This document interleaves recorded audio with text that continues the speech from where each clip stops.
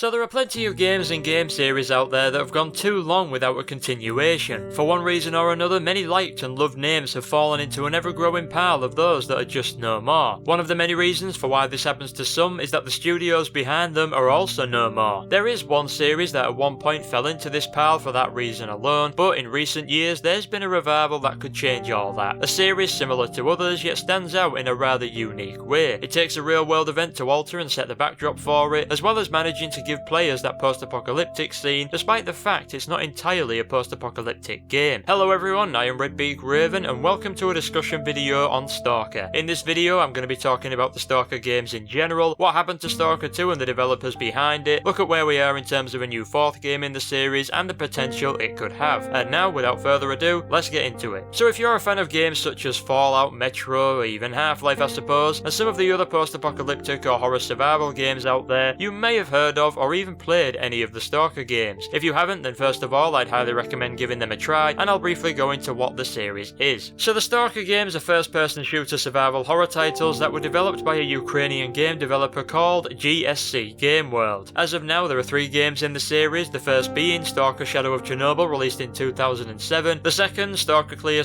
released in 2008, and the third Stalker.Call of Pripyat released in 2009. The games are influenced by the novel Roadside Picnic and its 1979 film adaptation titled Stalker, as well as, to an extent, the Chernobyl disaster in April 1986. The games are set in Chernobyl, specifically the area surrounding the nuclear power plant, which in the series this area is referred to as the Zone. It's an alternative version of the Chernobyl exclusion zone, and in an alternate reality where at some point following the first explosion at the power plant, a second one occurs and causes unusual changes to the area around it. Throughout the games you take the role of an individual that is often called a stalker, which is a term for any person illegally residing in the zone. While the term stalker is given to a zone inhabitant, the abbreviation itself has an unknown meaning. Supposedly it stands for scavengers, trespassers, adventurers, loners, killers, explorers and robbers. Though according to the Stalker wiki, if you take every letter from the word and convert it to its numerical value in the alphabet, then add those numbers up, you get the result of 86, which as you might have guessed could be a reference to the real-life Chernobyl disaster, as again that occurred in 1986. The reason why people enter the zone is that the area is full of anomalies, which are hazardous entities that often produce valuable items known as artifacts. These objects have special physical properties and are highly sought after by research communities, corporations and the military, thus driving people to enter the zone in hopes of finding these items for financial gain. The game manages to successfully mix various genres, as there are horror, survival and RPG elements bundled up in an open world FPS. The protagonists of each game have their own goals and there is a main story, as well as side missions and various factions to help, but the overall objective of each game is to reach a specific part of the zone. The 3 games together tell one big story, with Clear Sky being a direct prequel to Shadow of Chernobyl and Call of Pripyat its direct sequel. I wouldn't say that you need to play them in order so as to enjoy the games, but for you to really understand things and what's happening, I'd advise playing the first one before Call of Pripyat. Although I think the games have aged well enough to say that they aren't bad to play now, the first 2 and maybe the third one as well are some rough titles. They do have their technical issues, but if the recent reviews on Steam are anything to go by, that hasn't stopped people enjoying these games. Call of Pripyat is the most polished and has the better gameplay, so I would recommend that first for those that want a more polished experience and are looking for some of the best aspects this series has to offer. As I said, highly recommend this series to anyone who's a fan of Metro, Fallout and other games like those. So what makes these games great? What is it about them that made me want to make this video? What makes the Stalker franchise so special? Well, the first thing that comes to mind is atmosphere. The Stalker games are renowned for their unsettling ambience and somewhat alien world that's aided by its attention to detail. The atmosphere in the Stalker games was pretty much spot on. The sounds, the music, the lighting, the enemies and the mystery all come together nicely to create this fantastic feeling of immersion. It's one of the things that makes these games unique. Stalker almost masters its own horror elements by having a great combination with its atmosphere, enemies and level design. An avid Stalker fan will most likely remember their experiences at places such as the Agroprom Underground or Lab X18. The idea of an alternate modern day Chernobyl is quite interesting, which is more so the case for me due to my own fascination with abandoned cities and buildings and areas like Pripyat and Vorosha Famagusta. There's something about that creepiness of a ghost town that I like, and the Stalker games, especially Call of Pripyat, manage to capture that in a way I rarely see in games even today. These titles tick boxes that not many do, and it's also quite remarkable for every game game in an entire franchise to share those high notes, though I'll explain later why you might not consider these separate games. The same could be said for Stalker's ability to actually make the survival component an enjoyable one, unlike the many we see in the ever-growing number of survival games out there that consist of mechanics that do nothing but create stress. You need to manage your radiation and hunger levels while worrying about weapon and armor degradation, on top of the fact that should you get injured in a firefight, you'll need bandages to stop the bleeding and medkits to heal more health. The survival elements don't really force you into a situation you find frustrating, and neither are you a slave to your character's needs. Therefore, you aren't taken away from everything else, such as the exploration, the story, the side missions, or the running around killing enemies and hunting artifacts. The combat itself is overall entertaining and actually made sense. More often than not, shooting an enemy in the head would kill them in 1 or 2 bullets, unless of course they wore head armor, which leads me to talk about the AI. To this day, Stalker has one of the coolest and most complex AI systems I've ever seen and heard of. The world feels alive in this game, and you can't often predict what's going to happen outside of missions. Stalkers will go about their day doing all sorts of things. They'll migrate from place to place depending on their own goals. They'll use the environment in combat and realise when they are out of ammo or without a weapon. There were instances where I found mutants dragging bodies of stalkers they just killed to their lairs, or just to the side of the road and start eating them, and you often hear actual battles in the distance when exploring the world. Plus, the victors of those battles actually loot their enemies, so you've got to be quick if you want to snatch up the loot for yourself. Of course, these games aren't perfect, I'm just stating what I love about them. They aren't technically sound. The games, mainly the first one, have a reputation for being buggy and unstable. The story for Clear Skies and Call of Pripyat isn't particularly interesting. Clear Sky was slightly disappointing after playing the first game, and the characters throughout the entire series are fairly bland. To end this part here, because I'm not reviewing the series after all, although that would be interesting to do now 7 to 10 years after the games were released, to sum the games up, they are what I like to call flawed gems. They're dark, gritty and rough titles that can be surprisingly entertaining for what they may appear to be. The franchise is quite bizarre when I think about it, and it can be difficult for some people to get into. There's a bit of a steep learning curve there. If you do happen to get into the series, I'd recommend getting the complete mods. It just changes the game in so many ways, which I should also state is what I'm using in the gameplay you're seeing in this video. So not everything that you see here is a representation of the original games. Anyways, for a long time now, a 4th game has been highly desired, even if it came from someone other than GSC, and for a few years up until 2014, that seemed to be the only option. Despite how tucked away these games are to the western side of things, though they are apparently still quite popular in the east, there's still a sizable fanbase that would very much like to see this series return. As I said, it's supposedly quite popular in Eastern Europe. In fact, I've read it is or was huge to the point where its western fanbase was small in comparison, which may be because it's small anyways, but it's hard to say. I heard the games, or 1 or 2 of them at least, sold quite well globally. Shadow of Chernobyl was apparently a major hit on PC in 2007, with the game supposedly selling 2 million copies within a year. Plus, the series modding community is still quite active, and if an active modding community isn't enough to state that a game still has interest, well, I don't know what will. Although it wasn't lack of interest that caused this series to end, at least so far, with Call of Pripyat. The Stalker series isn't one that's talked about very often, and I'd say it's become a widely forgotten franchise. One that is mentioned on occasion and when the time calls for it. For example, Stalker was often mentioned in articles on games to play while waiting for Fallout 4 back in 2015, and it does get publicity most of the time in lists on games with post-apocalyptic settings. It seems like one of those series that people have only heard of, but some can't remember much about it. I could be wrong, and I hope I am, but I don't see the name as often as I'd like nowadays. Of course, the conversation on a series where its last game was released about 7 years ago tends to die down a lot over the years, although the same can't be said for, and yes, I'm gonna mention it, Half-Life, but that's an entirely different situation altogether. Now, what happened to this series and the studio behind it? Well, if you're a Stalker fan, and that could sound so wrong if you took it out of context, you may already know some, if not all, of what happened. So consider this a refreshing of the memory. So GSC Game World, not long after the release of Call of Pripyat in 2010, announced that Stalker 2 was in development. It would have been the first game in the series to come to both PC and consoles, and was scheduled for release in 2012. Now, not much is known about what this game would have consisted of, but according to the game's wiki site, and bear in mind there aren't a lot of citations for this information, Stalker 2 was to continue the story of the first 3 games as a new chapter, and would have taken place yet again in the zone. It is apparently known that the game would have run on a new engine, and there was supposed to be new mutants, new areas, new uses for artifacts, female stalkers, and the main protagonist was going to be S.T.A.L.K.E.R. Stalker fans will know all too well who this is, but I'm not going to tell those of you that don't, because that information could spoil the experience if you have yet to play these games. It might not spoil it that much, but I'm not going to tell you, look it up. The game's level layout was to be a large single area so as to eliminate loading times, and it was expected to have been an actual sequel. The reason I say that is because despite the fact that the franchise currently consists of 3 games, it's still up for debate on whether or not Clear Sky and Call of Pripyat are actually separate titles, which is why I said earlier you might want to hold off considering them separate games. Some fans and a lot of critics class them as expansions, and it's not difficult to see why, while others say due to the amount of content added they are indeed 3 separate games. Personally, I don't really care as they weren't particularly expensive and they offered me enough content and noticeable changes and improvements to be happy with them as they are, although the fact that the new game was being called Stalker 2 could suggest that GSC themselves may have considered those following Shadow of Chernobyl as huge expansions. Now these images here I believe are some concept art of Stalker 2, and if you're a Stalker fan then you'll probably be able to notice straight away the changes to character outfits and the improved detail. Now what we are looking at here are apparently renders and concept art of some of the proposed mutants for the new game that were acquired by GSCFan.com. Some very interesting stuff there. I can only imagine how nerve-wracking the encounters with some of these guys would be. The mutants in Stalker are quite something, I'll tell you that. I mean, it's not every day you go up against poltergeists and dogs that can create decoys of themselves. Woohoo! So yes, Stalker 2 was well into development and we were excited at the prospect of a new game. However, right around the time it was expected to release, Stalker 2 got stuck in development limbo. In 2012 it was announced that development on Stalker 2 was officially frozen, and the reason for that was GSC Game World's closure. It's not entirely clear as to why GSC went tits up, but rumours suggest it was a combination of internal conflict, financial problems, and the founder of the studio, Sergei Grigorovich, hope I pronounced that right, not being happy with the game's progress. Regardless, GSC was officially dissolved in 2012, which led to Vostok Games being opened by former GSC employees. Vostok are the developers behind Savarium, which some people look to as an alternative to Stalker, but it's a free-to-play online first-person shooter game, so not exactly a decent alternative to Stalker. But what has been considered that is none other than the Metro series, the very popular first-person shooter survival horror titles developed by S.T.A.L.K.E.R Games, a studio that, like GSC, was founded in Kiev, Ukraine, and was formed by, you might have guessed it, former employees of GSC Game World. Anyways, so GSC's closure was a bit of an unbelievable situation, as in literally.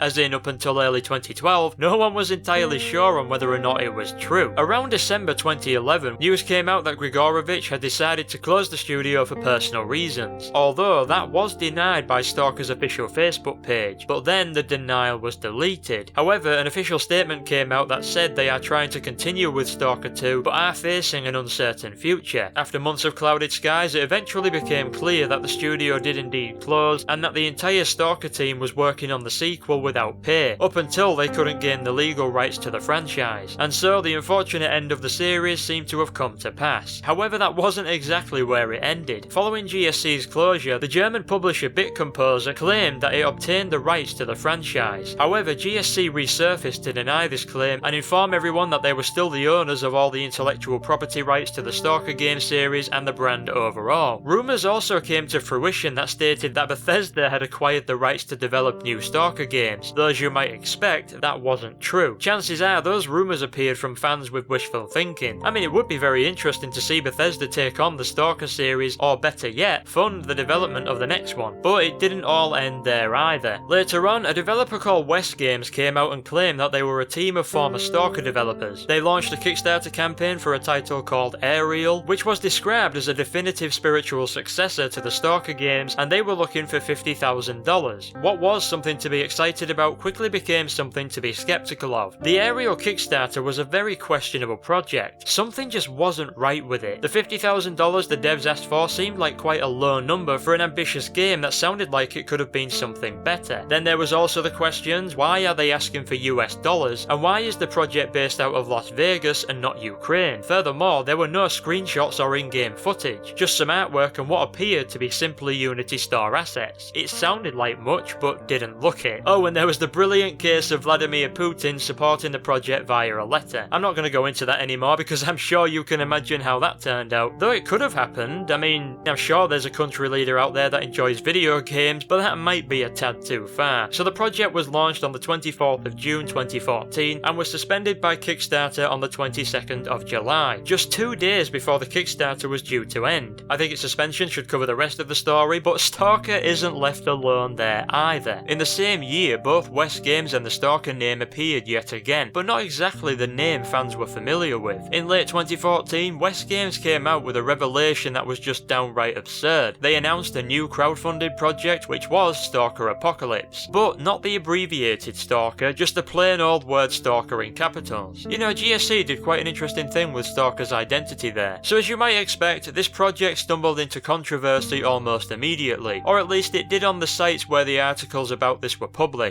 West Games launched their project on a service called Worldwide Funder, which has been described as exactly like Kickstarter, just based outside the US. This time they were asking for $600,000 and tried to argue that they were within their rights to use the title Stalker Apocalypse. But when you look at the game's logo and see where the screws are conveniently located, yeah, does not take a scientist to see what's going on there. Now where was GSC in all this? Well, they, or rather Vostok, accused the Aerial project for misinforming backers of West Games' link to the original Stalker games, and then during the Stalker Apocalypse fiasco, GSC explained that before 2011, a web-based Stalker game was in development and it was the guys at West Games who was responsible for that. Realising the project wouldn't be good, they shut it down, and then West Games later on decided to basically take advantage of their involvement with GSC and boasted that they worked on the Stalker games, which of course they did not. Which ties into the glimmer of hope that Stalker 2 may yet again come to life, and that was GSC Game World's reopening in December 2014. After reopening, they stated that they will defend the Stalker franchise and are not afraid to take action against Stalker Apocalypse, should it ever come to market, and I honestly do not know what happened to it following this. I presume the whole thing was either a scam or that West Games may still be working on it, but I don't really think any Stalker fan needs to be bothered with it. So yes, GSC reopened and in 2015 announced their next title, which unfortunately for us Stalker fans turned out to be Cossacks 3. Up until the Stalker series, GSC's main IP was a real-time strategy game series called Cossacks, which I believe has been a successful series in Europe. Not sure about everyone else, but it seems to be providing GSC with money, which Stalker fans have quickly pointed out that it could be funds for the next Stalker game. Well, here's hoping, eh? Cossacks 3 was released in September last year. GSC was then working on its DLC, which has been released, and it's now expected by some for them to move on to the next project, which obviously many of us hope is another Stalker game, but I doubt we'll hear anything about it yet. They announced that they still own the rights to the franchise, but won't be doing anything in that area until after Cossacks 3. So all we know at the minute is that Stalker may not actually be over, but it's still a possibility. It could be that GSC may never have the necessary funds or manpower to tackle a project such as a new Stalker game, or unbelievably so, they may not want to do it anymore. Regardless, that is where we are in terms of a sequel. GSC came back, they don't appear to have dropped the Stalker franchise, and there is a small measure of hope that we'll see a new one in the years to come. I'm quite surprised the IP was never snatched up by anyone else. Could be that GSC never wanted to give it up or that nobody was interested in it. It wouldn't be surprising if it was generally ignored by various devs and publishers. As I said, in the grand scheme of things, it is for the most part forgotten. However, there are cases in the indie scene where developers supposedly took inspiration from the Stalker series, but for those in the bigger areas, it's baffling how some of Stalker's aspects are not replicated in the slightest. Stalker's Life AI system is one that hasn't, as far as I'm aware, been nabbed by anybody else. Games copy other games all the time, it's why we have all the great titles we do, but for some reason or another, Stalker appears to be one that is rarely looked to for ideas. Some people have associated Escape from Tarkov with Stalker, but when you look at it further, I honestly don't see the relation. Escape from Tarkov does have a few patches of Stalker in it, but I don't think it's going to be a good deal like Stalker. I mean, it's an MMO for one, but one thing that does really get me is the fact that whenever I look at Escape from Tarkov, I just see what Stalker could have been like in recent years. I'm talking in terms of visuals, by the way. So what potential could Stalker 2 have now? Well, if I'm completely honest, the existing Stalker games had potential to be so much more than they are. Stalker didn't have the necessary funds and time to reach that potential, and there's a good chance a continuation nowadays wouldn't either. The obvious improvements are its graphics, animation, writing, and to a degree voice acting and combat, but then there's the potential for its AI, level design and RPG elements to be something greater. GSC had big ambitions for Stalker, and one of those was to make a game that was driven solely by AI. The world could be so much better and connected together in one giant area, and throughout the Stalker games I found myself craving for more RPG aspects, partially because there's some replayability, just not as much as I wish there was. The first playthrough will probably be the most fun you'll have, at least with the vanilla game. I think the complete mods definitely make it a lot more enjoyable, but still nothing really beats that first playthrough. So Stalker had the potential to give you the best of three worlds. It was a decent FPS game with semi-realistic and satisfying combat. It more than outshone a fair few survival horror games with its own survival horror elements, it being one of the few games where its survival elements have been done right, and its RPG aspects could have paved the way to offer so much more in that department. Now that is me speaking as a huge RPG fan. I would love for Stalker to have adopted a character creation system, a better crafting system where you could make custom grenades and weapons such as those you see in the Metro games, and more in-depth NPC interactions. Companions, more dialogue options, it could even adopt a nemesis system from Shadow of Mordor. This series had and still does have huge potential to be greater than it already is, and all that could be seen in Stalker 2, should it ever come to light. It's almost frustrating to think of how good a Stalker game could be with today's technology. Could even have player housing or base building. I mean, it is a survival game after all. Anyways, I think that is where I'm going to start wrapping this up. So there's still hope for the Stalker series yet. While the industry may have forgotten about it, there are still many gamers out there that would love to see it return. To this day, which is rather unfortunate when you think about it, there's still huge potential for the series. What I mean by unfortunate is that Stalker is still a very unique game, as hardly anyone has tried to replicate and improve some of it while applying their own coat of paint. For anyone interested in these games, if you haven't played or owned them, if you can get any of them cheap on disc and unopened, or maybe you already have physical copies and don't know about this, you can actually go to the Stalker website and obtain a digital version on either Steam or GOG. Just submit the key you find on the box manual or piece of shiny paper you get with the game, and the site will convert the key to one that can be used on either of the platforms. It's actually quite good we can still do this, which I will also take as a sign as this series is not entirely gone. As I said, GSC is still open for business and they'd be daft to not make another Stalker game. Right, that's all I have for this video. Now let me know what your thoughts are on this. Do you think or are hoping for another Stalker game? What do you think would make it better? Have you even played the games, or are you now interested in doing so? Is there any relevant information I failed to mention in this video? Let me know what you're thinking. I'm interested in seeing what's to be said about this nowadays. So hit the like button if you like this video. You can also follow me on Twitter or like me on Facebook. You will find the links to those at the bottom of the description. Anyways, that's all from me, so until next time,